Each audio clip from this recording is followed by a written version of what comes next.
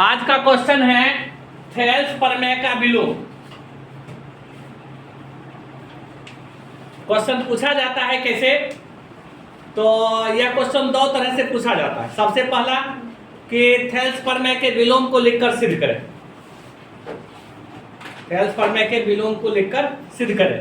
और दूसरा पूछने का तरीका क्या है, वो डायरेक्ट ये लिखता है, यदि एक रेखा किसी त्रिभुज की दो भुजाओं को एक ही अनुपात में विभाजित करे तो वह तीसरी भुजा के समांतर होती है। सबसे पहले त्रिभुज बनाते हैं।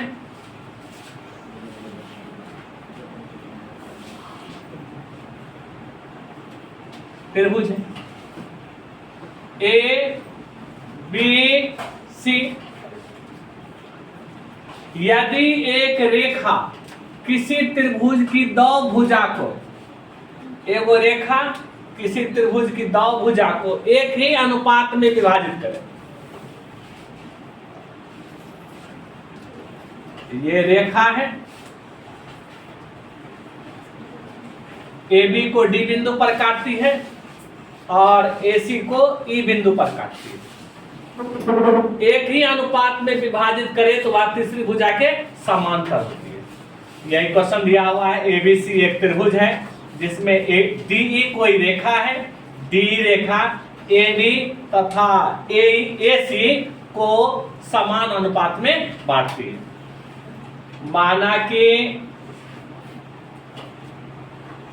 एबीसी एक त्रिभुज है जिसमें डीई रेखा भुजा ए बी तथा एसी को इस प्रकार प्रतिच्छेद करती है कि एडी बटा बीडी बराबर एई बटा ईसी। इसी का न मतलब हुआ एक ही अनुपात में काटती है। इन दोनों का अनुपात जितना होता है उतना ही इन दोनों का अनुपात होता है। एडी बटा बीडी बराबर क्या होगा, एई बटा ईसी। तो हमें सिद्ध करना है कि बीसी समांतर डीई, बीसी समांतर डीई। इसमें भी अपने मन से एक रेखा खींचते हैं, तो अपने मन से जो रेखा खींचते हैं उसी को क्या कहते हैं, रचना या बनावट कहते हैं। किसी भी त्रिभुज या चतुर्भुज या वृत्त में अपने मन से अलग से जो रेखा खींचते हैं, अलग से जो नामांकन करते हैं, वह नामांकन कहलाता है बनावट या रचना। इसमें भी अपने मन से कोई बनावट डालते हैं, हे यहां से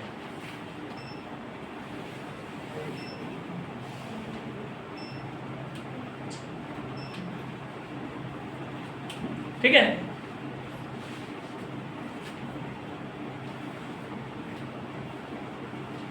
डीपी रचना में डालेंगे डी से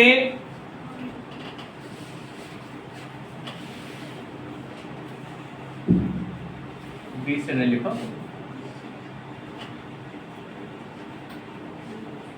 डीपी कोई रेखा खींची गई है, खींची गई है जो एसी को पी बिंदु पर काटती है।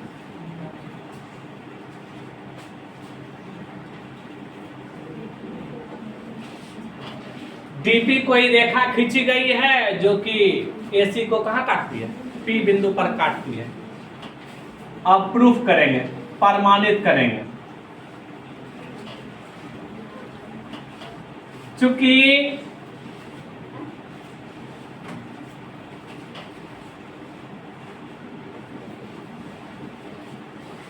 एडी नहीं एक मिनट रुको, डीपी कोई रेखा खींची गई है जो एसी को पी बिंदु पर इस प्रकार काटती है कि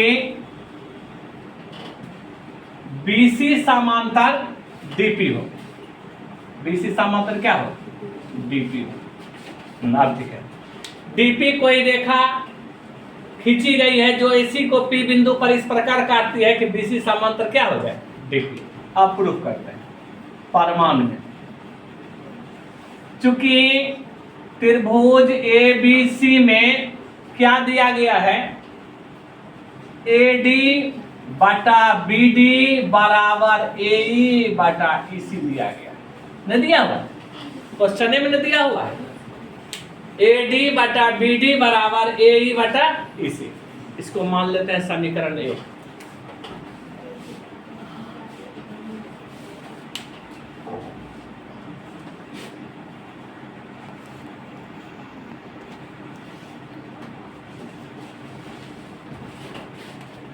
और रचना में हम क्या देखते हैं? बीसी समांतर डीपी। बीसी समांतर क्या है? डीपी। तो थेल्स के प्रमेय से, थेल्स के प्रमेय से, थेल्स का प्रमेय क्या कहता है? पिछले दिन बताए हुए थे, यदि किसी त्रिभुज में एक भुजा के समांतर कोई दूसरी रेखा खींची जाए तो वह रेखा अन्य दो भुजाओं को समान अनुपात में बांटती है। तो बीसी समांतर क्या खींचा गया है? डीपी। बीसी समांतर क्या खींचे हैं? डीपी। तो एडी बटा बीडी, एडी बटा क्या होगा? बीडी बराबर एपी, एई नहीं होगा, एपी बटा पीसी। एपी बटा पीसी। एडी बटा बीडी बराबर एपी बटा क्या होगा? पीसी। इसको मान लेते हैं समीकरण 2। तो समीकरण 1 और 2 से देखो तो जरा कुछ मिल रहा है क्या? समीकरण 1 और 2 से देखो जरा कुछ मिल रहा है?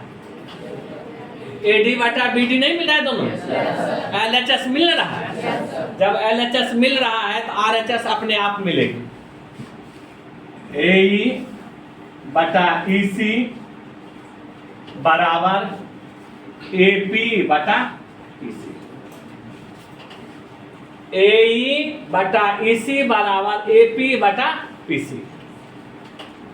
चूंकि वास्तव में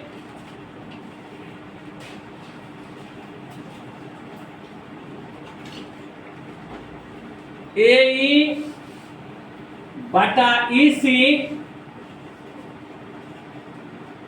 एपी बटा पीसी के तभी बराबर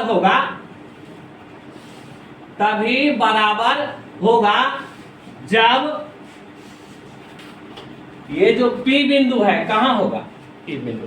अगर P बिंदु ई बिंदु पर हो जाएगा तब न एपी बटा पीसी बराबर होगा एई बटा ईसी। जब P बिंदु ई पर स्थित हो, जब P बिंदु किस पर स्थित हो? ई पर स्थित हो। जब P बिंदु ई पर स्थित होगा तो स्वाभाविक है क्या हो जाएगा? एई बटा ईसी बराबर क्या हो गया? एपी बटा ईसी।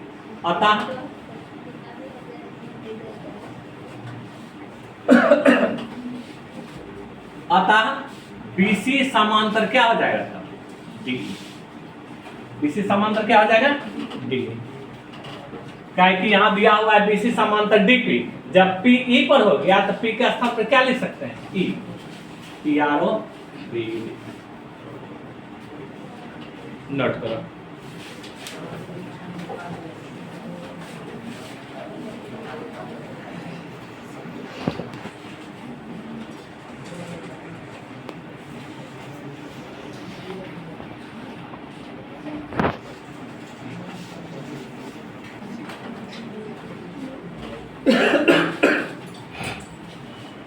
प्रश्नावली 6.2 में उपयोग आने वाले सूत्र, सबसे पहले तो थेल्स का परिमेय उपयोग में आएगा।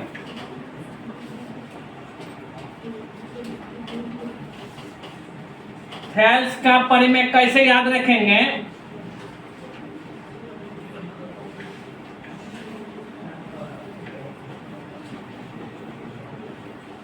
ये त्रिभुज है ABC और D समांतर BC है। DE समांतर BC।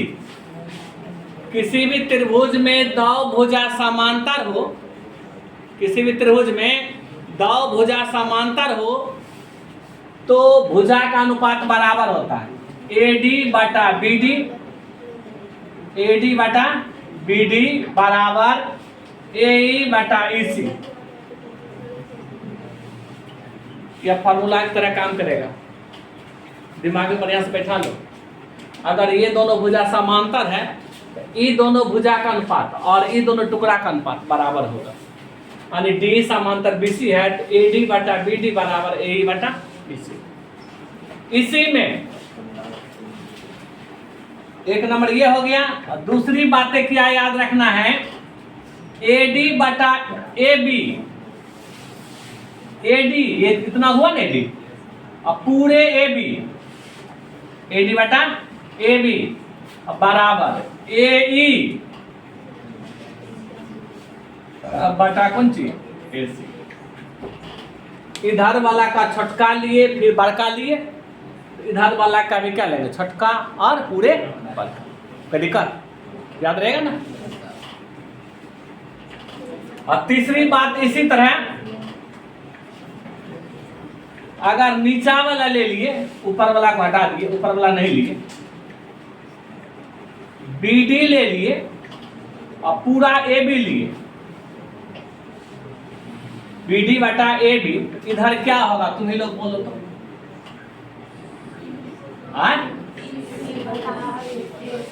EC बटा क्या होगा? बस तुम लोग का दिमाग काम कर गया। तो दिक्कत हो, एगो फॉर्मूला हुआ, नोट कर लो।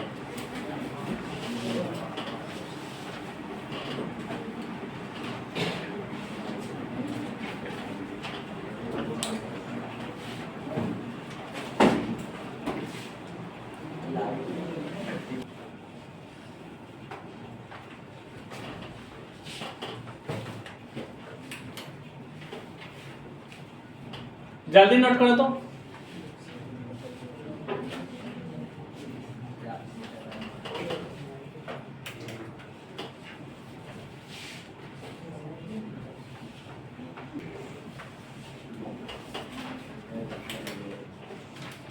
अब जानेंगे थेल्स का विलोम।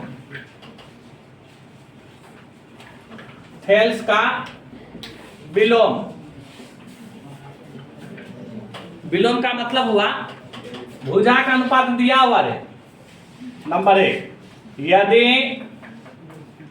AD बटा BD बराबर AE बटा EC हो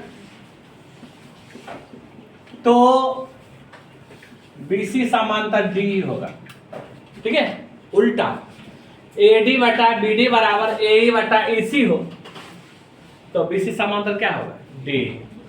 दूसरा, यदि AD बटा AB बराबर क्या हो जाए? AE बटा AC हो तो BC समांतर कौन सी? D। तीसरा,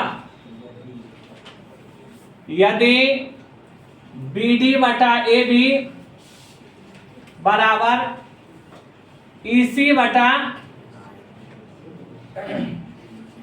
AC हो तो BC समांतर क्या होगा? D। ये भी सूत्र की तरह काम करेगा, नोट कर लो। वो था थेल्स का सूत्र, थेल्स का परिमेय, ये थेल्स का विलोम मतलब थेल्स का उल्टा।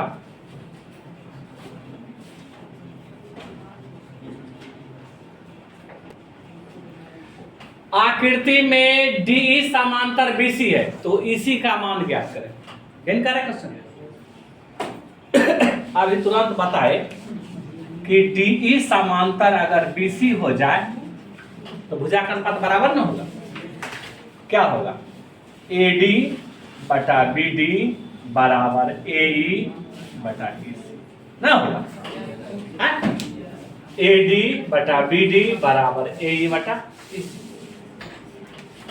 तो AD कितना दिया हुआ है दिखाई दे रहा है सबको? कितना दिया हुआ? 1.5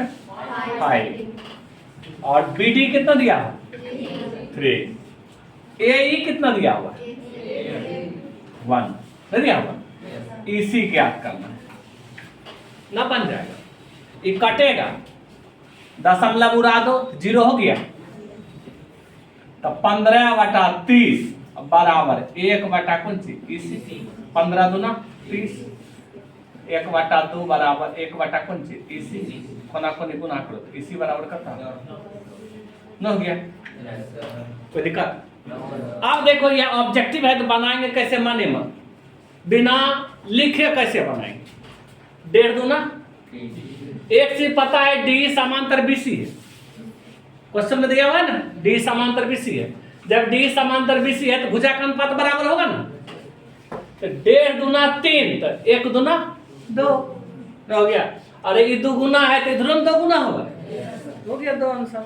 4 ऑप्शन दिया हुआ है जिसमें 2 आंसर है वो टिक मार देंगे। समझ में आया बात? कोई दिक्कत? नोट कर लो।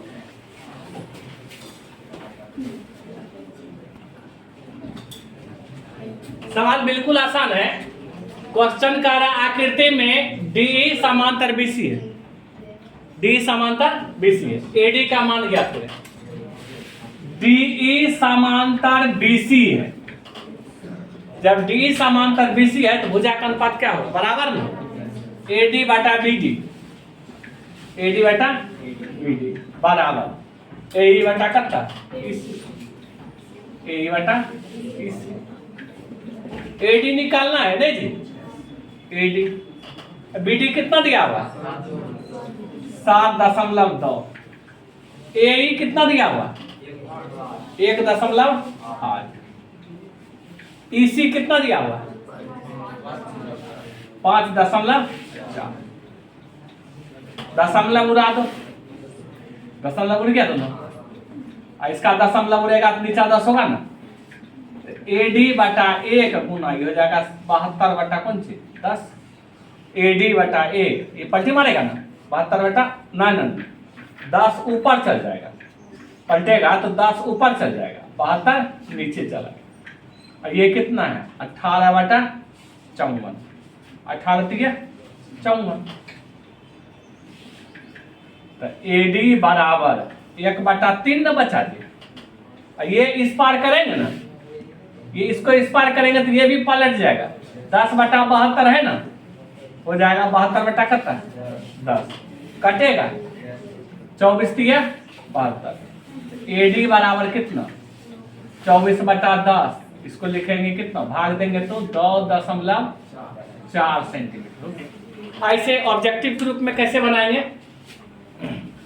18 है, यहाँ 54 है। 18 के टेबल में 54 है ना, क्या बार में 18 3 54।